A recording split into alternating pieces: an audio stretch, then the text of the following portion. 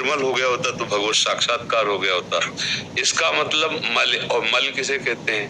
कामना, वासना, तृष्णा। कभी हमारा मन अनुकूल वस्तु व्यक्ति स्थान का चिंतन करता है, कभी प्रतिकूल। देखना, दो ही का चिंतन करेगा।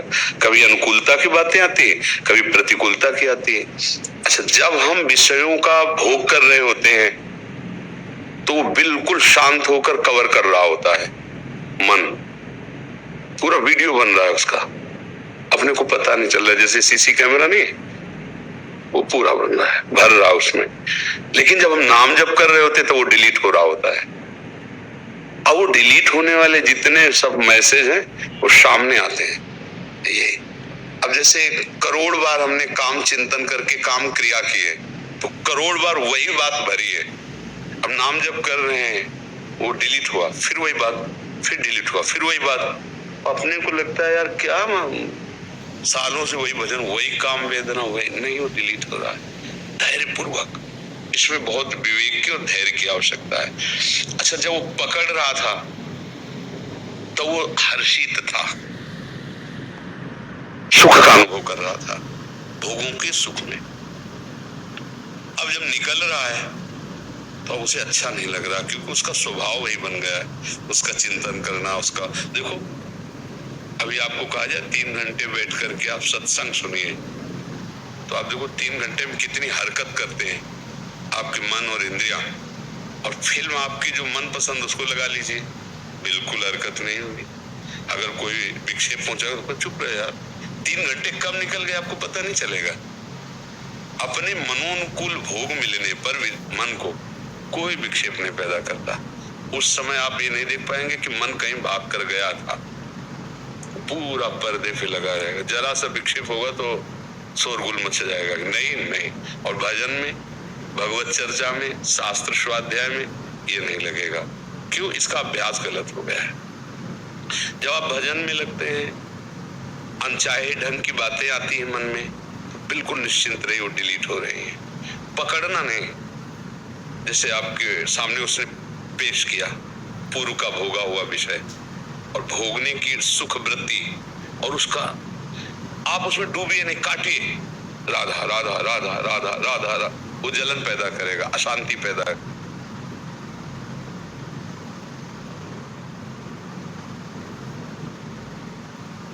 चुपचाप वही अशांति आपके परम शांति का स्वरूप हो जाएगी। धीरे धीरे मन निर्मल। अब वो कितना ये नाम जप, और कितना समय लगेगा पूरा डिलीट होने? ये नाम जप, किस कोटि का नाम जप कर रहे हैं, कितना नाम जप कर रहे हैं, बढ़ाते चले जाए। फिर शांत, जैसे शांत समुद्र, कोई हलचल नहीं, ऐसे अचाह स्थिति हो जाती है। कोई चाह नहीं, कोई शोक नहीं। भगवान कह रहे ब्रह्मभूता प्रसन्नात्मा न शोचति न कांक्षति। कोई शोक नहीं, कोई प्रसन्नात्मा, एकदम शांत। अब इस मार्ग में कदम रखा है और वो सब अंदर जो विकार जनित चेष्टाएं हैं, संकल्प है, वो सब भरे हुए हैं। आराम से, धैर्य पूर्वक। गंदी बात आ रही उससे द्वेष मत करो। जैसे कोई बुरा आदमी जा रहा है, उसको छेड़ोगे तो झगड़ा हो जाएगा, अगर प्यार करोगे तो फंस जाओगे। दोनों बातें, तो ना झगड़ा करना है न प्यार करना है। मन जो पेश कर रहा है बस उसका निरीक्षण करते रहो, राधा राधा राधा। अगर शास्त्र सम्मत भजन सहायक है तो उसको सपोर्ट कर दिया, और अगर नहीं तो न द्वेष करना है। ये क्यों आ गया, ऐसे करने से वो रुकेगा, संस्कार बनेगा। यार ये तो बहुत बढ़िया सुख की बात कर रहा है, उसमें वो संस्कार, राग और द्वेष दोनों संस्कार बन रहे हैं। और भगवत भजन त्रिगुणातीत है, ये राग द्वेष जनित नहीं है। इसलिए जब भजन सहयोगी बात करे, चलो आज चलते वृंदावन की परिक्रमा, आदर है तेरी बात का, बिल्कुल मैं समर्थन करता हूँ, अवश्य चलूंगा वृंदावन। आज ऐसा जो भागवती है धर्म, उस पर तो सपोर्ट कर दो। जब अधर्म के लिए कहे तुम, चाहे तो जलाए चाहे तो मार डाले, मैं ऐसा नहीं करूंगा।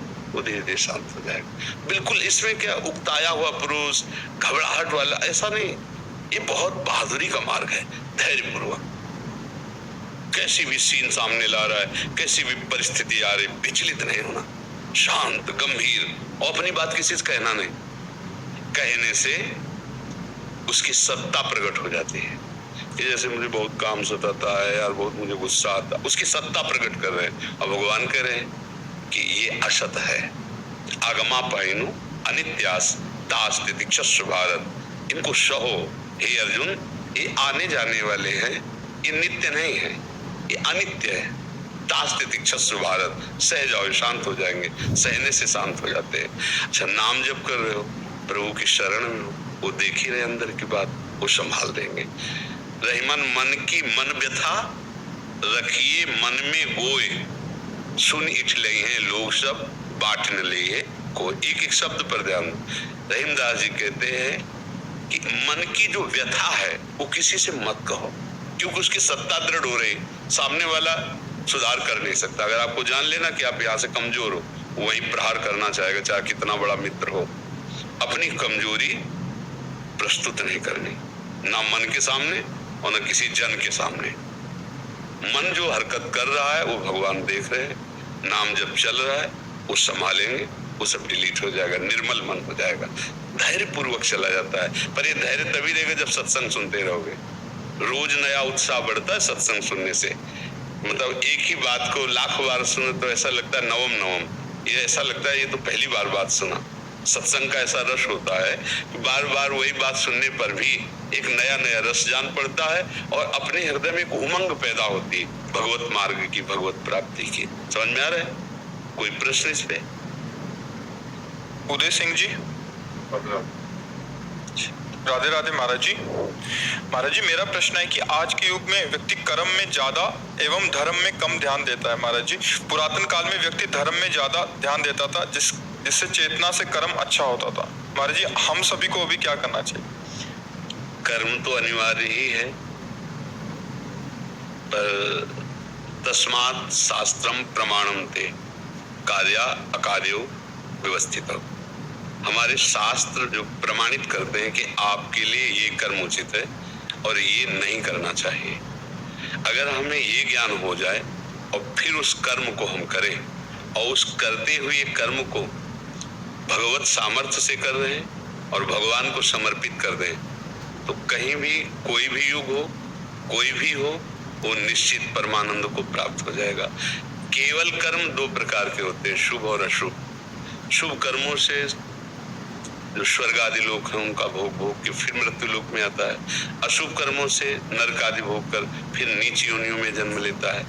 लेकिन हमारा मानव जन्म शुभ अशुभ से मुक्त होने के लिए मिला है, अर्थात ऐसे कर्म करने के लिए जो हमें भगवान की प्राप्ति करा दे, वो भगवद अर्थ कर्म कहा जाता है। भगवान को समर्पित करने के उद्देश्य से किया हुआ हर कर्म भगवत प्राप्ति के योग्य हो जाता है। जैसे हम भोजन पाना है, रसोई बनाई, प्रभु को भोग लगाया, उद्देश्य है प्रभु को भोग लगाना, फिर हम प्रसाद पाते हैं तो बुद्धि भी शुद्ध, शरीर भी पुष्ट।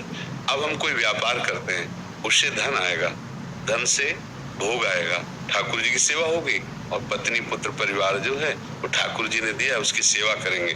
पर धर्म पूर्वक कमाया हुआ धन, अधर्म पूर्वक कमाए हुए धन का भगवान को भोग नहीं लगता और परिवार स्वस्थ और बुद्धिमान नहीं होगा। परिवार में कलह, अशांति और बुद्धिहीनता फैल जाएगी। तो धन तो कमाना है, कर्म तो करना है, पर योग युक्त होकर के, अधर्म युक्त होकर नहीं करना है। अब ना तो शास्त्रों का स्वाध्याय कोई कर रहा है, क्योंकि 8-10 बजे तक सोना है, कब शास्त्रों का स्वाध्याय करें? भाई शास्त्र स्वाध्याय की तो वृत्ति तब जागृत होगी जब आप ब्रह्म मुहूर्त में जगे, शौच स्नान करके थोड़ा गुरु मंत्र या नाम आदि जपे, फिर थोड़ा शास्त्रों का स्वाध्याय किया, तो दिन भर के लिए बैटरी हमारी चार्ज हो गई, बुद्धि हमारी शुद्ध हो गई। हमको क्या करना है क्या नहीं करना। देखो, पहले उठ करके माता पिता वयोवृद्धों के चरणों में माथा नवा करके भगवत स्मरण करके बच्चापन से सिखाया जाता था अपने लोगों को। कराग्रे वस्ते लक्ष्मी करमते, सुबह सुबह से भूमि के चरण छूना, माता पिता के चरण छूना। जैसे हम लोगों को सुबह डांट लगते, जल्दी उठो, स्नान करो, जल्दी सूर्य भगवान उदय होने अर्घ देना है, क्योंकि ब्राह्मण के घर जन्म हो, वैसी शिक्षा दी जाती थी। तो सुबह से दिनचर्या पवित्र। अब अंदर से डर लगता कोई ऐसा आचरण ना हो जाए, नहीं तो पिताजी डांटेंगे कि तुम्हारे। अब पिताजी सर